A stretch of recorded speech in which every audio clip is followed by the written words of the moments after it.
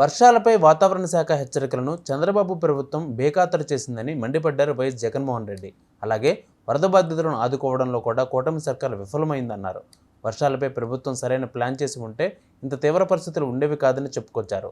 ప్రభుత్వ తీరుపై ప్రజలకు చంద్రబాబు క్షమాపణలు చెప్పాలని డిమాండ్ చేశారు జగన్మోహన్ రెడ్డి. ముందు నుంచే ఫ్లడ్ వస్తా ఉంది అని తెలిసిన నేపథ్యంలో, వాయుగుండంగా మారుతా ఉందన్న నేపథ్యంలో, ముందు ఇన్ఫర్మేషన్ ఉన్న నేపథ్యంలో శ్రీశైలము, పులిచింతల, నాగార్జున సాగర్ డ్యాములను నీళ్లను తగ్గించి అక్కడ ఫ్లడ్ కుషన్ ఏర్పాటు చేయడం వలన డెవాస్టేషన్ రాకుండా కేవలం 8 లక్షలు 9 లక్షల క్యూసెక్లు మాత్రమే నీళ్లు కిందికి వెళ్ళిపోయేట్టుగా చర్యలు తీసుకోవడం వల్ల ఇటువంటి పరిస్థితులు రాకుండా గతంలో చేయగలిగాము అన్నది కూడా ప్రతి ఒక్కరూ కూడా గమనించమని కోరుతా ఉన్నాం. ఇంతటి మ్యాన్ మేడ్ ఫ్లడ్ క్రియేట్ చేసినందుకు చంద్రబాబు నాయుడు మొట్టమొదటిగా ప్రజలకు క్షమాపణ చెప్పాలి. క్షమాపణ చెప్పి కనీసం వీళ్ళకందరికి కనీసం బేసిక్ ఫెసిలిటీస్ లేవు, తినేదానికి తిండి లేదు, తాగేదానికి నీళ్లు లేవు, రిలీఫ్ క్యాంపులు లేవు, రూపాయి డబ్బు ఇవ్వలేదు.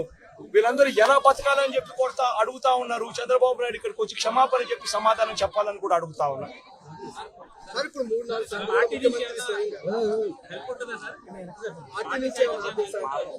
పార్టీ నుంచి మొత్తం అందరూ కూడా క్రియాశీలకంగా పార్టిసిపేట్ చేస్తారు. పార్టీ క్యాడర్ ఇప్పటికీ క్రియాశీలకంగా పార్టిసిపేట్ చేస్తా ఉంది. సీను దగ్గర నుంచి ఎమ్మెల్యేలు కంటెస్ట్ చేసిన వాళ్ళందరూ, కార్పొరేటర్ల స్థాయి నుంచి అందరూ కూడా ఇక్కడే ఇదే నీటిలోనే ఉన్నారు. ఈ రోజు నుంచి కాదు, రెండు రోజుల నుంచి కూడా ఇదే కార్యక్రమాలే చేస్తా ఉన్నారు. ప్రజలకు అందుబాటులో కొద్దో గొప్ప వీరు చేయగలిగిన కాడికి ఖచ్చితంగా చేస్తా ఉన్నారు. కానీ ప్రభుత్వం అనేది స్పందించాలి. అది మోస్ట్ ఇంపార్టెంట్.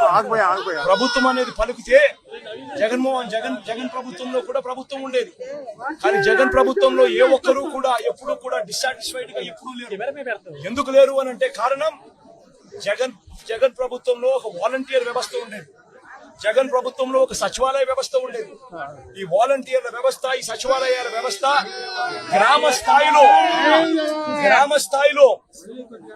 వార్డు స్థాయిలో మమేకమై ఉండేది.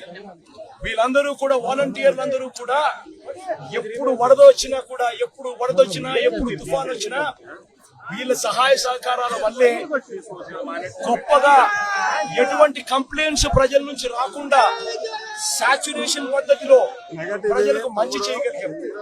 తుఫాన్ వచ్చినప్పుడు జగన్ ముఖ్యమంత్రిగా ఉన్నప్పుడు తుఫాన్ వచ్చినప్పుడు కలెక్టర్ గారికి నేను చెప్పేవారు, నేను మీకు వారం రోజులు టైం ఇస్తా ఉండా, వారం రోజుల తర్వాత నేనే వస్తాను, వచ్చిన తర్వాత నేను ప్రజలతో మమేకమై నేను అడుగుతాను.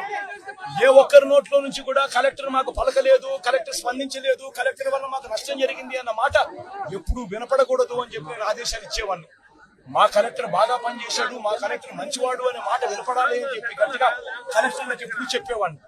చెప్పిన ప్రకారం నేను ఖచ్చితంగా వారం రోజుల తర్వాత నేను పోయేసరికి వాలంటీర్ సైన్యం అక్కడ ముందే ఉండేది. గ్రామ సచివాలయాల్లో పనిచేసే మొత్తం పిల్లలందరూ కూడా అక్కడే ఉండేవాళ్ళు. ఆ వారం రోజుల పాటు వాళ్ళంతా కూడా ప్రభుత్వం అంతా కూడా పూర్తిగా కలిసి ప్రతి గడపకు వెళ్ళేది. ప్రతి గడపకు వెళ్ళి సహాయ సహకారాలు అందిస్తూ మొట్టమొదటిసారిగా ఎప్పుడు విధంగా ప్రతి కుటుంబానికి 2000 రూపాయలు సహాయం కూడా, ఆర్థిక సహాయం కూడా అందించిన పరిస్థితులు ఎప్పుడైనా ఉన్నాయి అంటే అది ఒక్క జగన్ ప్రభుత్వంలో మాత్రమే జరిగింది. అటువంటి కొత్త సాంప్రదాయాలను ముందుకు తీసుకొచ్చింది మనం. వాలంటీర్ వ్యవస్థను ముందర పెట్టింది మనం.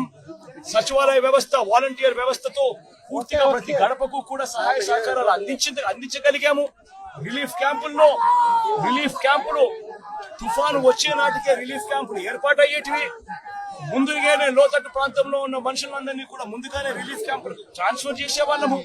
రిలీఫ్ క్యాంపుల్లో అందరినీ కూడా బాగా చూసుకోవడమే కాకుండా రిలీఫ్ క్యాంపుల్లో బయటికి వెళ్ళేటప్పుడు డబ్బులు కూడా 2000 రూపాయలు డబ్బులు కూడా సహాయం కూడా ఇచ్చి పంపించిన కార్యక్రమం కూడా అప్పట్లో జరిగేది. అప్పటికి ఇప్పటికి తేడా గమనించండి. చంద్రబాబు నాయుడు కూడా కనీసం ఇప్పటికైనా ప్రజలకు క్షమాపణ చెప్పి కనీసం చేయాల్సిన పనులు ఖచ్చితంగా చేయమని చెప్పి అడుగుతా ఉన్నాం.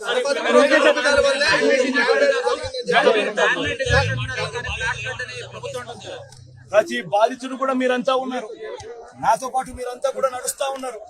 బాధితుల దగ్గర మీరు కూడా మైకు పెడతా ఉన్నారు. బాధితులు మాట్లాడిన మాటలు మీరు కూడా విన్నారు. ఒక్క బాధితుడికైనా కూడా కనీసం ఒక్క బాధితుడికైనా కానీ ఇక్కడ నుంచి మేము వస్తా ఉన్నాం, ఇక్కడ నుంచి మేము ఎక్కడికి వెళ్ళాలి అని అంటే ఎక్కడి నుంచి ఎక్కడికి వెళ్తా ఉన్నారనంటే తెలియదు సార్, తెలియదన్నా, ఇక్కడ నుంచి పోవాలి మా బంధువులు ఇళ్ళకి పోవాలనే మాట చెప్తా ఉన్నారు. కానీ కనీసం ఒక్క బాధితుడన్నా కానీ రిలీఫ్ క్యాంపులకు మేము పోతా ఉన్నాము, రిలీఫ్ క్యాంప్ అక్కడ ఉంది, రిలీఫ్ క్యాంప్ అక్కడ పెట్టారన్న మాట కనీసం ఒక్కడన్నా చెప్పాడా అని అడుగుతా ఉన్నా. కనీసం ఒక్క బాధితుడన్నా కానీ చెప్పాడని అడుగుతా ఉన్నా. మీరే విన్నారు, మీరే చూశారు. ఆ బాధితుడు నేను అడిగా, ఈ 2 రోజుల నుంచి కనీసం మీకు ఏమైనా సహాయం అందిందా అని చెప్పి, కనీసం ఇంటికి వచ్చి ఎవడైనా డబ్బు ఇచ్చినాడా అని చెప్పి అడిగా.